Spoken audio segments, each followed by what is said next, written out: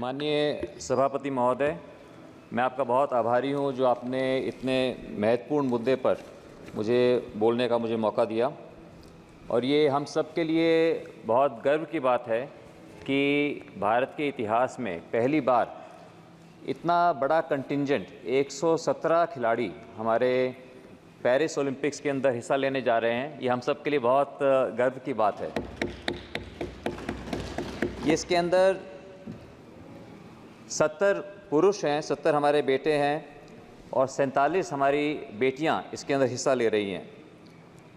क्योंकि मैं हरियाणा से आता हूं, ये हमारे लिए और भी बड़े गर्व की बात है सभापति जी कि हरियाणा पूरे देश की केवल 2% जनसंख्या है, लेकिन इस कंटिंजेंट के अंदर हमारा जो योगदान है 2% जनसंख्या का वो 20% है।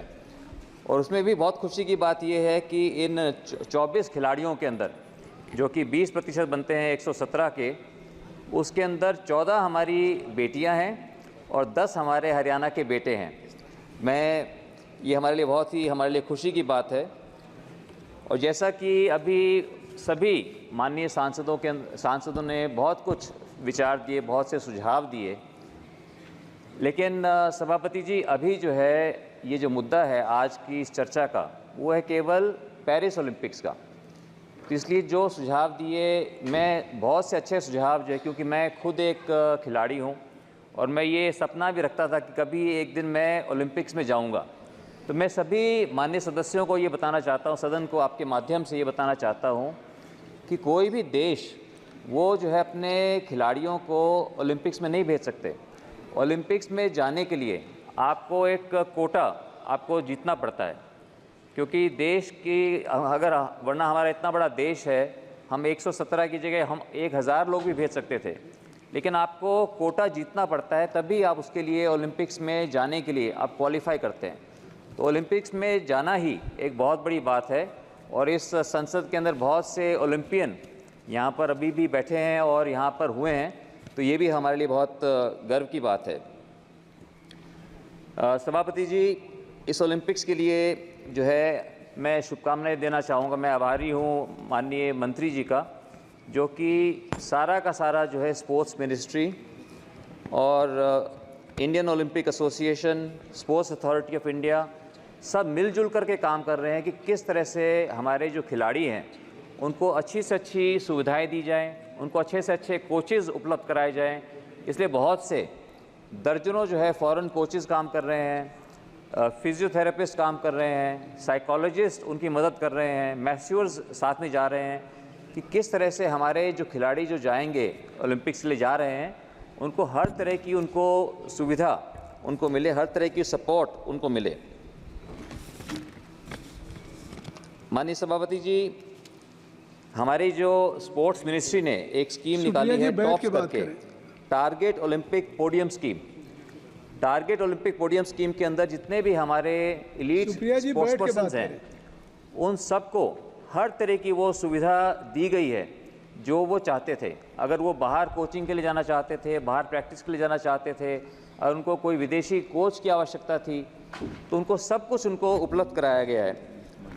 और इसी के अंतर्गत स्पोर्ट्स मिनिस्ट्री ने एक मिशन ओलंपिक सेल भी बनाया गया, जो कि डेडिकेटेड बॉडी है, जिसको कि director general sports authority of India उसको हेड करते हैं।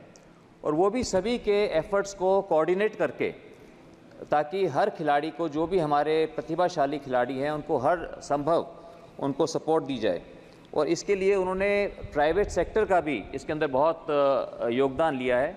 और मैं प्राइवेट सेक्टर में जिन्होंने पब्लिक प्राइवेट पार्टनरशिप के अंतर्गत खेलों को प्रोत्साहित करने के लिए काम किया, उनका भी मैं आभार व्यक्त करना चाहूँगा। इसमें खास करके JSW ग्रुप ने इंस्पायर इंस्टीट्यूट ऑफ स्पोर्ट्स इसमें बनाया है। उसके अंदर 20 खिलाड़ी वो सीधे सीधे उनको सपोर्ट कर रहे हैं, और इसके अलावा 21 शूटर्स को भी वो सपोर्ट कर रहे हैं। उसी की तर्ज के ऊपर ओलंपिक गोल्ड क्वेस्ट, ये भी एक फाउंडेशन है जो कि बजाज फाउंडेशन चला रहा है इसको। मैं बहुत आभारी हूँ। इसी तरह से रिलायंस फाउंडेशन, BCCI सभी अपना अपना योगदान कर रहे हैं कि किस तरह से हमारा प्रदर्शन खेलों में अच्छा हो। और माननीय सभापति जी, मैं कहना चाहूँगा कि खेल जो है इसके अंदर पूरे हमारे देश के अंदर एक खेलों के लिए और बहुत कुछ करने की आवश्यकता है। बहुत से हमारे माननीय सांसदों ने कहा कि क्योंकि कई बार खेलों को जो है हम इतना प्रोत्साहन नहीं देते, और ये भी बात सही है कि खेलों को जो है बच्चों को बहुत कम उम्र से हमें उन्हें प्रोत्साहित करने की आवश्यकता है। और क्योंकि हम कई बार मैं देखता हूँ, चाहे दिल्ली में भी देखता हूँ, पूरे देश में देखता हूँ, हम स्टेडियम्स तो बनाते हैं लेकिन स्टेडियम्स के अंदर खेलने का सामान नहीं होगा, कोचेज़ नहीं होंगे। तो लेकिन वो हमें तैयारी करनी पड़ेगी 2036 के लिए, 2032 के लिए, 2028 के लिए। लेकिन अभी मैं समझता हूँ कि 2024 के लिए अच्छी तैयारी, जितने भी पहली बार मैं समझता हूँ कि इतनी अच्छी तैयारी की गई है और हम आशा करते हैं कि हमारे खिलाड़ियों का प्रदर्शन अच्छा होगा। दूसरा, जब हम इसके बारे में चर्चा करते हैं खेलों के अंदर, तो मैं समझता हूँ कि सभापति जी, खेलों के लिए हम सब की एक सर्वसम्मति होनी चाहिए। इसके ऊपर हम सब मिलजुल करके हम देश का गौरव बढ़ाने का काम करें। कई बार जब मैं सुनता हूँ कि खेलों को लेकर के जब हम इसमें राजनीति शुरू करते हैं, एक दूसरे पर हम कटाक्ष शुरू करते हैं, तो मैं नहीं समझता कि इस तरह के कटाक्ष करने से कोई खेलों को, कोई या खिलाड़ियों को कोई प्रोत्साहन इसमें मिलता है। तो हम सब एकजुट होकर काम करें। और जो माननीय मोदी जी ने जो खेलो इंडिया शुरू की, खेलो इंडिया जो है, मैं समझता हूँ कि ये एक अच्छा कदम है जिसके अंदर हम खेलों को बढ़ावा दे रहे हैं। और इसके अंतर्गत कीर्ति प्रोजेक्ट के अंदर हम बचपन से ही जो टैलेंट आइडेंटिफिकेशन है उसके ऊपर हम काम कर रहे हैं। तो ये बहुत आवश्यक है। लेकिन ये सब चीज़ें जब हम करेंगे तो इसका रिज़ल्ट जो है आने में इसमें समय लगता है। लेकिन आज मैं यही कहना चाहूँगा कि हमारे माननीय मंत्री मनसुख भाई मंडाविया ने जिस तरह से कोविड के दौरान एक अहम भूमिका निभाई थी, मुझे पूरी आशा है कि इसी तरह से खेलों के लिए भी एक बहुत अहम भूमिका निभाएंगे, जिससे हमारा प्रदर्शन इन ओलंपिक्स में भी अच्छा रहेगा और आने वाले समय में भी बहुत अच्छा रहेगा। और जो अगर हम सब मिलकर के काम करेंगे और खिलाड़ियों को प्रोत्साहित करेंगे, तो आने वाले समय के अंदर हम खेलों के ज़रिए हम देश को हम फिट भी रख सकते हैं।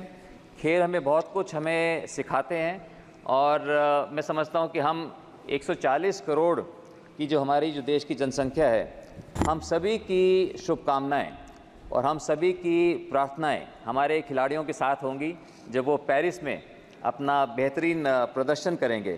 तो इन्हीं शुभकामनाओं के साथ सभी खिलाड़ियों के लिए मैं आभार व्यक्त करता हूं कि आपने मुझे इस महत्वपूर्ण मुद्दे के ऊपर मुझे बोलने का अवसर दिया। धन्यवाद।